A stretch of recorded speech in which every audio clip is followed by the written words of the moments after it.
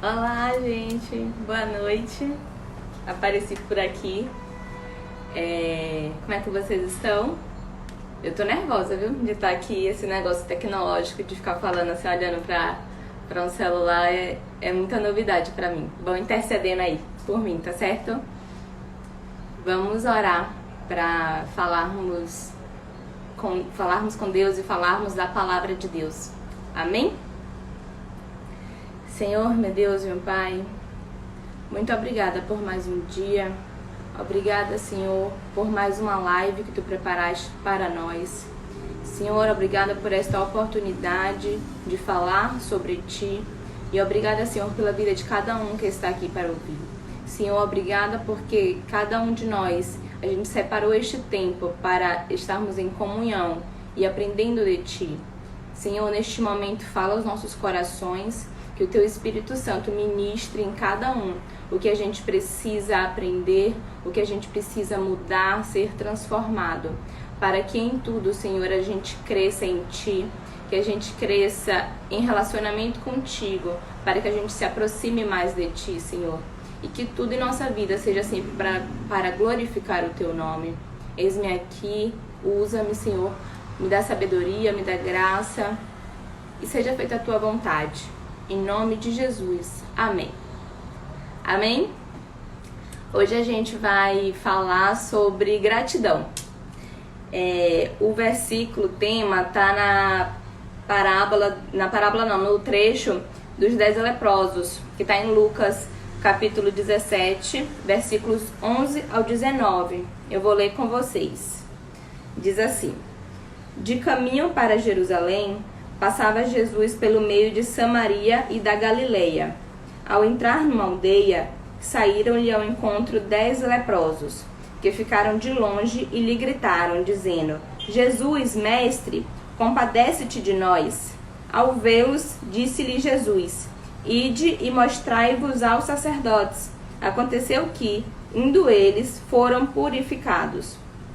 Um dos 10, vendo que fora curado, voltou, dando glória a Deus em alta voz. Prostrou-se com o rosto em terra, aos pés de Jesus, agradecendo-lhe, e este era samaritano. Então Jesus lhe perguntou: Não eram 10 os que foram curados? Onde estão os 9? Não houve, porventura, quem voltasse para dar glória a Deus, senão este estrangeiro? E disse-lhe: Levanta-te e vai, a tua fé te salvou. Eu estava pensando, falando com Deus, meu Deus, o que é que eu vou falar hoje? E aí veio ao meu coração sobre sermos gratos. Veio a calhar com o período que a gente está vivendo, né? Essa semana em que a gente teve uma bênção muito grande do nosso pastor, que o Senhor deu vitória. A gente teve a bênção do avô de Lipe, que foi uma grande bênção, uma grande vitória. Então, o ser grato neste momento está muito vivo no coração de nós, principalmente dos efraimitas, né? Assim que fala, vai, pronto. Mas, hoje eu quero que a gente reflita sobre sermos gratos, não só nesses períodos em que qualquer um seria grato, digamos assim, mas que a gente possa ter um coração grato a Deus quando, aos olhos humanos, não éramos para ser gratos. É esse o X da questão. Porque viver na mediocridade, no sentido de fazer o que todo mundo faz, é fácil. Mas o Senhor nos chamou para a excelência, para o sobremodo excelente, para o viver andando mais uma milha, ao perdoar 70 vezes 7, a sempre fazer o a mais. E este fazer o a mais é sobre termos uma vida de gratidão. A definição de gratidão no dicionário fala que é reconhecimento por um benefício recebido. A origem da palavra é da expressão latina, gratus, que é traduzida como estar agradecido ou ser grato. E também tem uma outra palavra latina também, que deriva, que é gratia, que quer dizer graça. Então daí a gente já nos remete à gratidão, tem uma origem que é o reconhecimento por uma graça. E a definição clássica de graça a gente conhece como um favor imerecido. Então isso já é um conceito que a gente tem que guardar. A gente é grato por estar recebendo algo que a gente não merece. Então às vezes quando a gente acha, por que eu não tenho isso? Eu mereço. Ora, é tudo favor imerecido de Deus. É tudo a graça.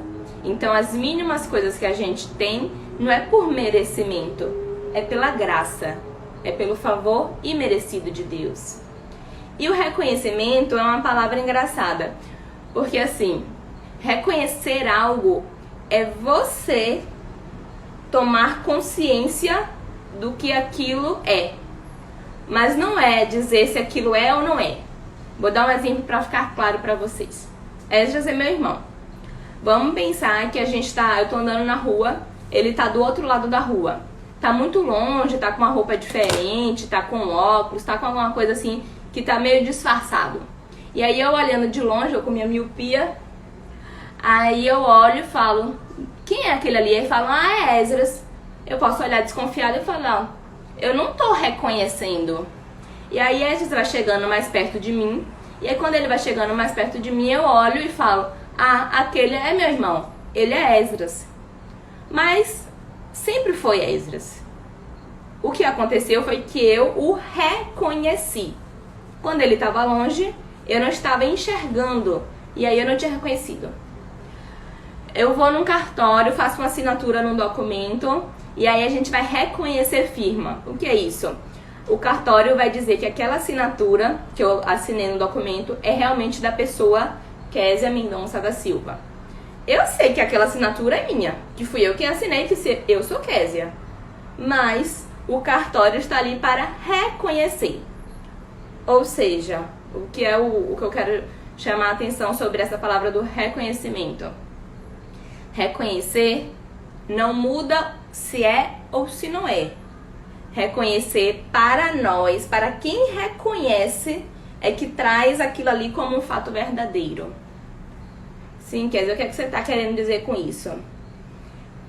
A gratidão é o reconhecimento de algo que nos acontece, de um benefício que nos acontece. Às vezes a gente não tem a gratidão, a gente não é grato, porque a gente não está conseguindo reconhecer. Não é que não existe o benefício, não é que não existe a graça, o favor imerecido. É que apenas a gente ainda não tomou a consciência daquele favor. A gente ainda não caiu a ficha de que aquilo ali é um benefício para nós. Faltou o reconhecimento, mas a bênção estava ali, sempre esteve. Basta a gente enxergar. Tem uma passagem lá no Velho Testamento em que Moisés estava com o povo rumo à terra de Canaã. Para quem não sabe, a história clássica de que Moisés sai com o povo do Egito, o povo que era escravo, eles saem, ficam anos pelo deserto com o objetivo de chegar na terra Canaã. O que é a terra Canaã? Era a terra prometida, a terra que o Senhor disse que ia dar para o povo de Israel, para que eles pudessem viver, digamos assim, com fartura, viver bem. Aí Moisés, ele chama algumas pessoas, digamos assim, alguns líderes, para que esse povo, antes deles chegarem nessa terra, o povo pudesse espionar. É aquela coisa, tomar nota, ver como é, sondar. Sondar como era essa terra Canaã, que eles ainda não conheciam. Isso está lá em Números, nos capítulos 13 e 14. Daí, esses homens que foram selecionados por Moisés, eles vão até a terra de Canaã, ficam lá 40 dias observando como é essa terra de Canaã. E aí eles voltam depois desses 40 dias para dar o feedback para Moisés. Só que aí acontece algo interessante. 10 pessoas observaram a terra de um modo. 2 pessoas observaram a mesma terra de outro modo. Aí vai aquela questão do reconhecer. O reconhecimento não depende do fato, depende muito de nós. Por isso que pessoas diferentes, olhando para uma mesma terra, tinham interpretações diferentes sobre essa terra. Quais foram essas interpretações? Lá no capítulo 13, No versículo, deixa eu ver aqui, no versículo 27, fala assim: relataram a Moisés e disseram: fomos à terra que nos enviaste, e verdadeiramente mana leite e mel. Este é o fruto dela. O povo, porém, que habita nesta terra é poderoso, e as cidades muito grandes e fortificadas. Também vimos ali os filhos de Anak. Os amalequitas habitam na terra do Negueb. Os heteus, os jebuseus, os amorreus habitam na montanha. Os cananeus habitam ao pé do mar e pela ribeira do Jordão. Então Caleb fez calar o povo perante Moisés e disse: eia, subamos e possuamos a terra, porque certamente prevaleceremos contra ela. Aí lá no capítulo 14, no versículo 6, diz assim: e Josué, filho de Num, e Caleb, filho de Jefoné, dentre os que espiaram a terra, rasgaram as suas vestes e falaram a toda a congregação dos filhos de Israel, dizendo: a terra pelo meio da qual passamos a espiar é terra muitíssimo boa. Se o Senhor se agradar de nós, então nos fará entrar nessa terra e nula dará, terra que mana leite e mel. Tão somente não sejais rebeldes contra o Senhor, e não temais o povo dessa terra, porquanto, como pão, os podemos devorar. Retirou-se deles o seu amparo. O Senhor é conosco, não os temais. Perceberam as interpretações diferentes? A terra era a mesma. 10 pessoas falaram: lá a terra realmente tem leite e mel, porém tem várias pessoas lá que vão nos devorar. Tem, aí falou lá, várias tribos, os jebuseus, os amorreus. Se a gente entrar lá, a gente vai ser morto. A gente não vai conseguir sobreviver. E aí teve 2 pessoas que ficaram indignadas com aquela visão, que foi Caleb e Josué. Eles viram a mesma coisa, só que eles tinham uma mente, tinham uma visão diferente. Então, para eles, diante da mesma situação, eles viram uma terra muitíssimo boa e uma terra que seria facilmente dada por Deus. Aí é que está o X da questão. Continuando, capítulo 14, no versículo 11, diz assim: disse o Senhor a Moisés: até quando me provocará este povo? E até quando não crerá em mim, a despeito de todos os sinais que fiz no meio dele? Aí que está a questão. Por que Jesus falou até quando crerá? Eles só estavam falando o que eles estavam vendo. E Deus tomou para si como uma falta de fé. A visão deles estava diferente um do outro por causa da fé que cada um tinha. Aí, novamente eu falo, o reconhecimento depende de mim. Se eu tenho miopia, não enxergo Esdras de longe, não é porque Esdras é isso ou aquilo, é porque eu tenho miopia. E aí eu não tô vendo ele o suficiente. Não tô vendo ele tão bem quanto para conseguir dizer que Esdras é Esdras. Tá entendendo que é sobre mim? É sobre cada um de nós. É sobre a fé de Caleb e de Josué, que fez com que eles reconhecessem que aquela terra é muitíssimo boa. E a fé tem tudo a ver com gratidão. Por quê? Os 10 espias começaram a reclamar. Reclamar que Deus fez com que eles saíssem do Egito para mandar eles para uma terra em que eles seriam mortos. Qual o sentido nisso? Por que Deus faria isso? Só para mudar o lugar da morte? Não era esse o objetivo de Deus. Mas como os outros espias não tinham a fé de que Deus era o suficiente para fazer com que eles derrotassem todo aquele povo e dessem a terra prometida, eles começaram a murmurar. Já Caleb e Josué conseguiram ser gratos e ficarem felizes ao ver a terra de Canaã, porque eles sabiam que tinha um Deus que foi quem prometeu dar aquela terra e que esse Deus era suficientemente capaz de fazer com que eles derrotassem aquele povo e eles iriam usufruir da terra prometida. A guerra haveria, o processo de passar por esses inimigos haveria, mas era um processo, não era o final. O processo existe.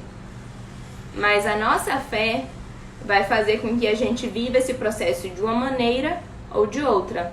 A nossa fé vai fazer com que a gente consiga ser grato ou não. Teve uma pessoa que não conseguiu ser grata a Deus, a Jesus. Perceba que a gratidão, que a fé não tem a ver com milagres apenas. É muito mais profundo. A fé é por saber quem Deus é, não só pelo que Ele faz. Porque o povo de Israel, eles viram muitos milagres desde que eles saíram, foi as 10 pragas, abriu o mar vermelho e o tempo inteiro a nuvem, o fogo, etc. Teve muitos milagres que esse povo presenciou. E mesmo assim eles duvidavam quando tinham um problema de cara com eles. Então a fé não é só por milagres. A fé é o crer sem ver. Mesmo sem ver milagres, a gente crê. Uma outra pessoa foi Judas. Judas viu Jesus, Judas andou com Jesus lado a lado. Judas presenciou tudo. E no final, Judas traiu a Jesus e vendeu Jesus. Judas foi ingrato. Judas não reconheceu tudo o que Jesus fez por ele e pelo povo. Judas não reconheceu quem era Jesus. Então a gratidão tem tudo a ver com a nossa fé. Tem tudo a ver com o reconhecimento de quem Deus é, de quem Jesus é, do que eles podem fazer ou do que eles não vão fazer, mas eles são. Porque fé, gratidão, não é pelo que a gente recebe nem pelo que a gente vê. É pelo o que eles são. Deus, Jesus e Espírito Santo, o Senhor, na nossa vida. Tem um ponto muito importante que eu falei, essa semana a gente está muito grato, né? Por causa do nosso pastor, etc. Mas a gente não pode estar grato. A gente tem que ser grato. Estar é um momento. É um minuto, uma hora, um dia, uma semana. Mas é um período limitado. Eu estou assim. Mas eu não sou necessariamente assim. E a gratidão tem que fazer parte do que a gente é. A gratidão tem que fazer parte da nossa essência. Porque assim, quando a gente é grato, as situações não vão fazer com que a nossa gratidão flutue entre sou grato, sou ingrato. Sou grato, sou ingrato. Não. Eu posso estar passando por um momento difícil, ou posso estar passando por momentos bons. Mas a minha gratidão faz parte de mim. Eu sou uma pessoa grata a Deus.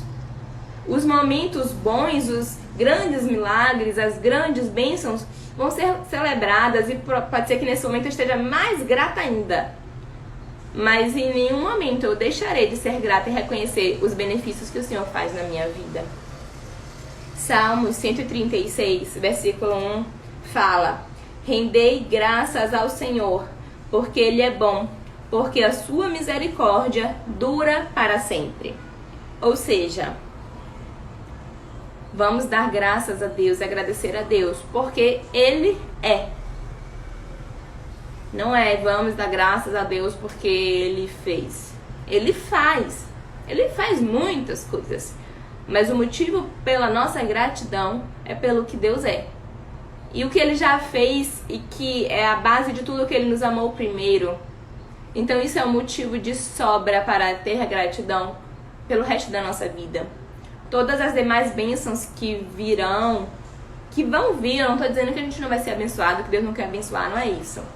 As bênçãos vão vir, mas não é pelas bênçãos que a gente é grato a Deus.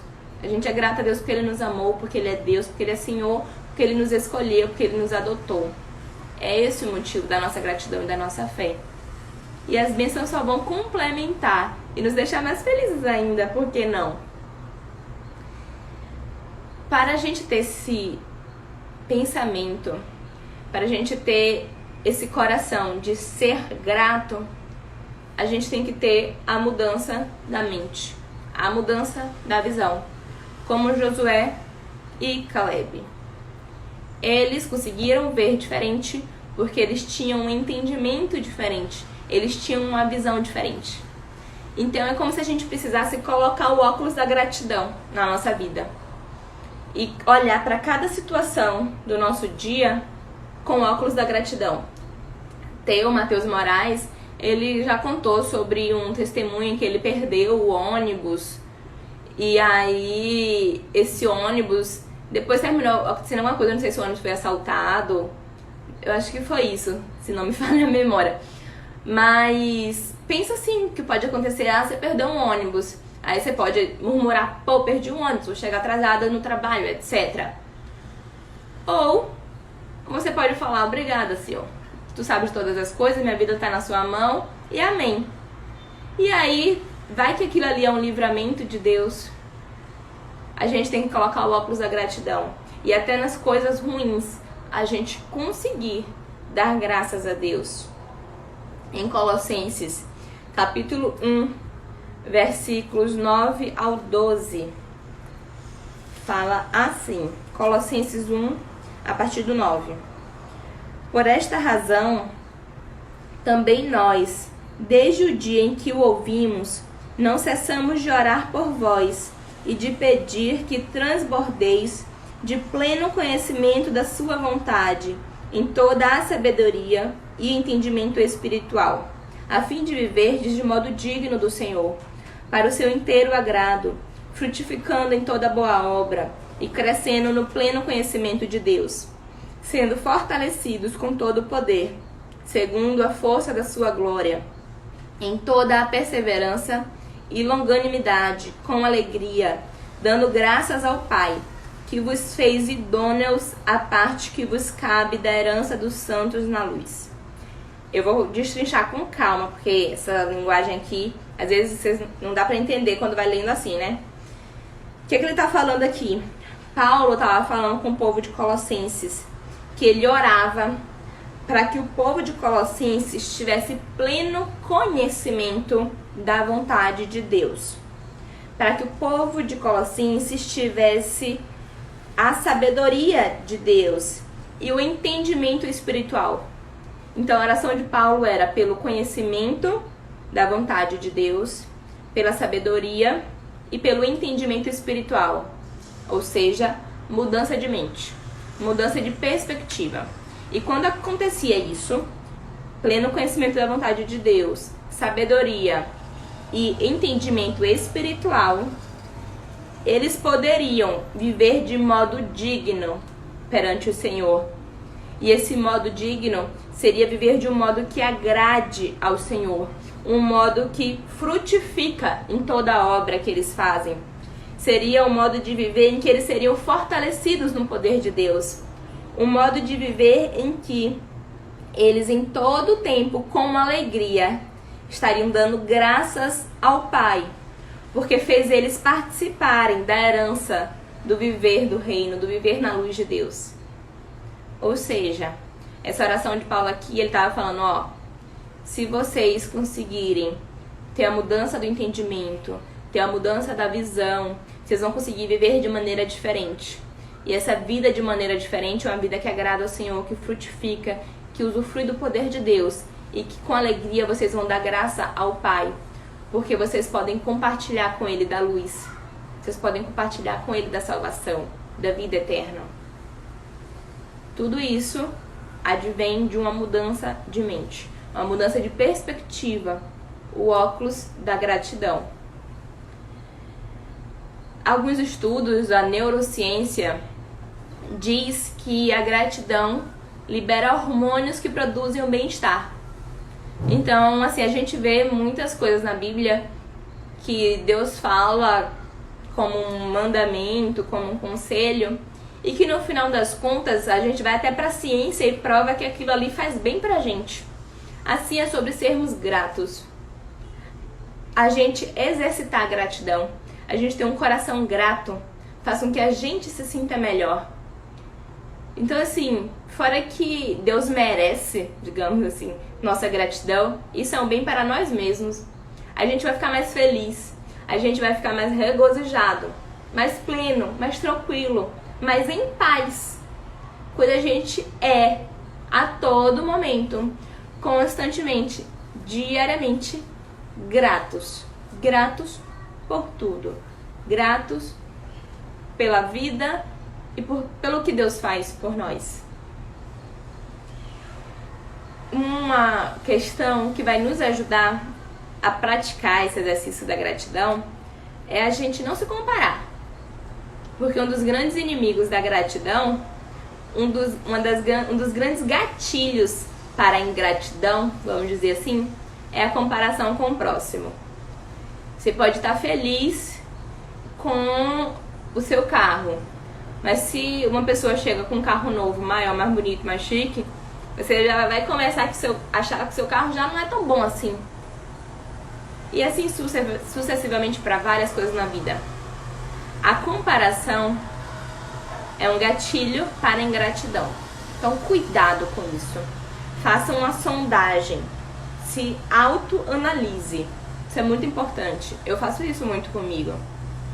De a gente não começar a olhar para o outro e desejar ter aquela inveja, e daí a gente começar a se autodepreciar, a se autolamuriar, e aí a minha vida começa a não ser tão boa quanto eu achava que era. Às vezes você está satisfeito com o que você tem, mas só porque o seu vizinho tem algo melhor, você já acha que o seu é ruim. Não é assim. Tem a parábola dos trabalhadores na vinha. Está em Mateus, capítulo 20, dos versículos 1 ao 16. Nessa passagem, essa parábola, Jesus está se referindo ao reino. Mas a gente pode fazer um paralelo para essa questão da comparação. Eu não vou ler por causa do tempo, vou contar para vocês. Aqui fala de um dono de uma vinha que chamou alguns trabalhadores para trabalharem nessa vinha. E aí ele chamou assim um trabalhador para começar a trabalhar 9 horas da manhã, outro trabalhador para começar meio-dia, outro 3 horas da tarde e o outro 5 horas da tarde. Aí vamos supor, chegou lá para 6 horas da noite, que era o horário que terminava o trabalho. Aí o dono chamou todo mundo para acertar o pagamento. E para todos esses, ele deu o mesmo valor. Por exemplo, hoje eu te pago R$50 o dia. E ele deu o mesmo valor para todos. Só que aí, o que aconteceu? O trabalhador que chegou lá 8 horas da manhã, 9 horas da manhã, ele estava achando que como ele estava desde de manhã, ele merecia ganhar mais do que começou a trabalhar 5 horas da tarde. E aí quando ele viu que ganhou a mesma coisa, ele foi tirar satisfação com o dono. Falou, ué, eu trabalhei muito mais e eu vou ganhar igual a esse que trabalhou muito menos? E aí o dono da vinha responde, no versículo 14 do capítulo 20. Toma o que é teu e vai-te, pois quero dar a este último tanto quanto a ti. Porventura, não me é lícito fazer o que quero do que é meu? Ou são maus os teus olhos porque eu sou bom? Isso aqui estava se referindo ao reino de Deus. Porém, trazendo para o nosso mundo material, o que você tem a ver com isso? Se Deus quer abençoar o seu irmão, o que você tem a ver com isso? Vamos aprender a nos alegrar com a bênção do nosso próximo. A palavra fala, chorai com os que choram e alegrai-vos com os que se alegram. Eu acho que chorar com os que choram é até mais fácil. Alegrar com os que se alegram em algumas situações é mais difícil. Porque aí entra esse pecado da inveja. E a gente tem que lutar contra isso.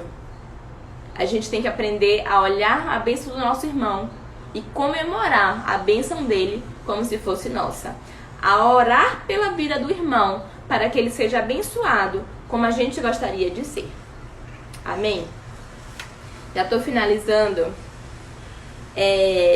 Para a gente conseguir viver essa vida de ser grato a todo momento, eu sugiro que a gente exercite, porque tudo na nossa vida é a prática. E a gratidão, o ser grato também entra nesse bolo. Então seria o exercício da gratidão. Como é isso? É a gente fazer o esforço para trazer à nossa memória coisas pelas quais nós devemos ser gratos. Mas eu não quero agora, eu quero que vocês pensem em alguma coisa que vocês querem agradecer a Deus, que vocês são gratos a Deus. Mas eu não quero bênçãos grandes, Tipo assim, eu comprei uma casa. Eu ganhei um emprego. Isso é bênção, é uma bênção muito grande. Mas eu quero que a gente faça o exercício das bênçãos menores. Das bênçãos do dia a dia, que muitas vezes passam desapercebidas. Por exemplo, eu dou plantão à noite. Então, algumas vezes eu me pego quando eu vou dormir, tipo assim, comemorando. Eu vou dormir na minha caminha, que delícia, minha caminha, meu travesseiro. Eu abraço meu travesseiro e falo obrigada, meu Deus, pela minha caminha. Às vezes quando eu trabalho quinta-noite, sexta-noite, seguido. Aí quando é quinta de manhã, eu me despeço da minha cama. Falo tchau, caminha, até sábado. Você que tem esse privilégio, digamos assim, de dormir todo dia na sua caminha, com seu travesseiro, você já agradeceu? Outra coisa, eu tenho rinite alérgica. Então, quando a rinite está atacada, às vezes eu tô muito entupida, fico corizando e é um sufoco. Então, às vezes, quando minha rinite não tá atacada, meu Deus, muito obrigada. Porque eu tô respirando sem estar com o nariz entupido, sem estar coçando, que às vezes até machuca o nariz. Dá uma respirada aí, ó. Agradece a Deus que você pode respirar. Falando da respiração também, o Covid, um dos sintomas é não sentir cheiro nem gosto de nada. E a pessoa não consegue nem ter prazer em comer. Porque quando a gente come, uma das coisas que dão o prazer do comer é o cheiro e o gosto. Então, se você tá sentindo o cheiro das coisas, tá sentindo o gosto das coisas, agradeça. Até se você estiver passando por um lixo, às vezes a gente passa pelo caminhão de lixo e fala, que cheiro ruim. Obrigada a Deus, porque eu tenho olfato. Agora, nesse período da quarentena, a gente tá todo mundo em casa. Aqui em casa eu só vou pro trabalho e fico aqui em casa. Então, os únicos contatos fora meu trabalho são meus pais e Ézias. Mas eu sou grata a Deus. Sou grata a Deus, vou chorar, por ter a minha família comigo. Esse período da quarentena, o estar em casa, poderia ser um fardo. Poderia ser um momento de reclamar todos os dias. De pedir a Deus todos os dias. Por que comigo? Porque eu tô sozinha, tô abandonada. Mas use esse momento da quarentena, ainda que você esteja sozinho. Ainda que você esteja sozinho, saiba ser grato a Deus. E peça a companhia do Senhor, que Ele vai confortar o seu coração. Você que está com sua família, tá só com seu marido, tá com seu filho, valorize a companhia deles. E saiba se divertir na companhia deles. Aqui em casa é muito divertido estar em família. Pra mim não é entediante. Mas isso porque a gente transforma o ambiente. Porque imagine os 4 dentro de uma casa sem fazer nada, digamos assim, de diferente. Porque a nossa rotina não tem nada de diferente, são as mesmas coisas. Mas a gente sabe ser boa companhia. E esse período de quarentena me fez ser extremamente grata a Deus pela minha família. Voltando para as coisas mais banais, o chuveiro elétrico. Você já tomou banho frio de ficar pulando para entrar no chuveiro? E quando você tá no banho quente, você já agradeceu a Deus por esse banho quente? Enfim, temos inúmeros motivos para agradecer. Basta a gente pensar um pouco. É o exercício da gratidão. Pense, exercite. Senhor, obrigada pela eletricidade. Quando falta luz, é muito complicado. Obrigada pela água. Tem algumas regiões que não tem água para beber. Limpa, água potável, não tem. Então, se estimule a ser uma pessoa agradecida. Esse exercício da gratidão nos estimula a valorizar. Porque quando a gente agradece, a gente valoriza. Tem uma uma expressão que chama spoiler. Eu não sei se você sabe. O spoiler nada mais é do que, tipo assim, contar o que vai acontecer num filme. Contar o que vai acontecer no final daquela série que você tá assistindo. Então é contar o final de uma coisa. Isso chama spoiler. Tem gente que não gosta, que não quer saber. Aí quando alguém dá o spoiler, fica chateado. Eu gosto. Eu gosto do spoiler, porque eu falo, eu quero saber o que vai acontecer pra eu poder ir me preparando pra aquilo ali. Pra eu poder ir curtindo. Se a pessoa morrer, aí eu vou curtindo aquele personagem até ele morrer. Mas só que na vida a gente não tem spoiler. Então às vezes a gente perde um ente querido, a gente perde um bem material, a gente perde algo físico da nossa saúde e a gente nem sabe. Mas se a gente exercer a gratidão, a gente vai valorizar aquilo ali todos os dias. Então, se a gente vier a perder aquilo ali, não vai ser algo que a gente não aproveitou, não vai ser algo que a gente não valorizou. Tem um capítulo que é o Salmo 136, que o nosso pastor muito fala, que eu vou usar pra gente encerrar, em que o salmista, ele faz uma carta de gratidão ao Senhor. E aí eu deixo como uma dica pra vocês, fazer essa listinha de gratidão. Eu vou ler aqui Salmo 136, aí vocês vão falando em casa, como o pastor faz na igreja, para relembrar. Rendei graças ao Senhor, porque Ele é bom, porque a sua misericórdia dura para sempre. Rendei graças ao Deus dos deuses, porque a sua misericórdia dura para sempre. Rendei graça ao Senhor dos senhores, porque a sua misericórdia dura para sempre. Ao único que opera grandes maravilhas, porque a sua misericórdia dura para sempre. Aquele que com entendimento fez os céus, porque a sua misericórdia dura para sempre. Aquele que estendeu a terra sobre as águas, porque a sua misericórdia dura para sempre. Aquele que fez os grandes luminares, porque a sua misericórdia dura para sempre. O sol para presidir o dia, porque a sua misericórdia dura para sempre. A lua e as estrelas para presidirem a noite, porque a sua misericórdia dura para sempre. Perceba que agora ele vai começar a relembrar o que o povo já passou e vai agradecer. Ele está trazendo à memória motivos de agradecimento. Aquele que feriu o Egito nos seus primogênitos, porque a sua misericórdia dura para sempre. E tirou a Israel do meio deles, porque a sua misericórdia dura para sempre. Com mão poderosa e braço estendido, porque a sua misericórdia dura para sempre. Aquele que separou em duas partes o mar vermelho, porque a sua misericórdia dura para sempre. E por entre elas fez passar a Israel, porque a sua misericórdia dura para sempre.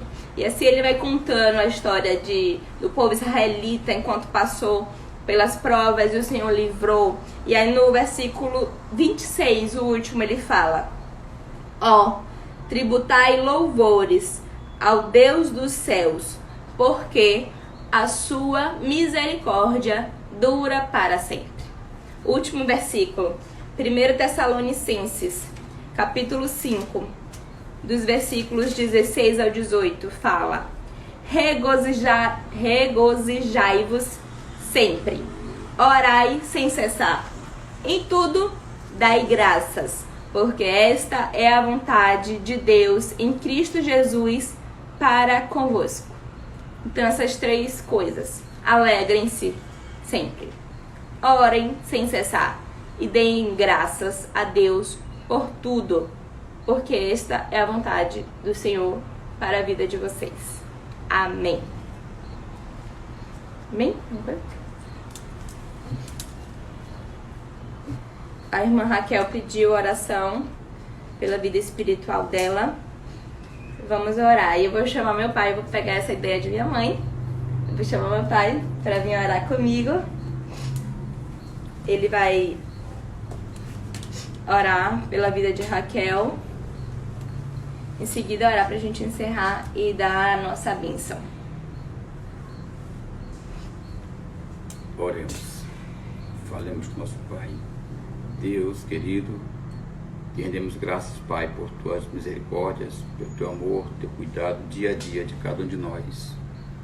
De modo muito especial, Pai, entregamos com as mãos a vida de nossa irmã Raquel, para que tu a abençoes, Pai, de modo que ela possa, Deus, sentir, Pai, a tua presença de modo especial, teu conforto, teu consolo, Senhor, a tua proteção, Senhor, que tu aguardes em tuas mãos, Pai, que ela possa sentir, Pai, revigorada, tu possa, Pai, estabelecê-la para que ela caminhe com firmeza e possa, Deus, render-te glórias hoje e para sempre, Pai, porque tu és merecedor.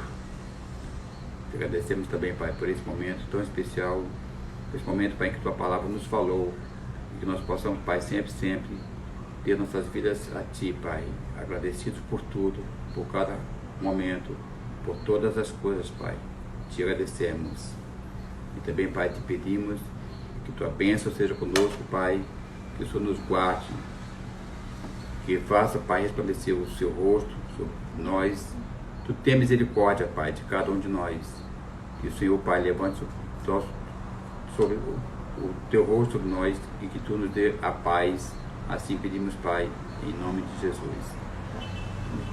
Amém. Tchau, gente. Saudades. Fiquem com Deus.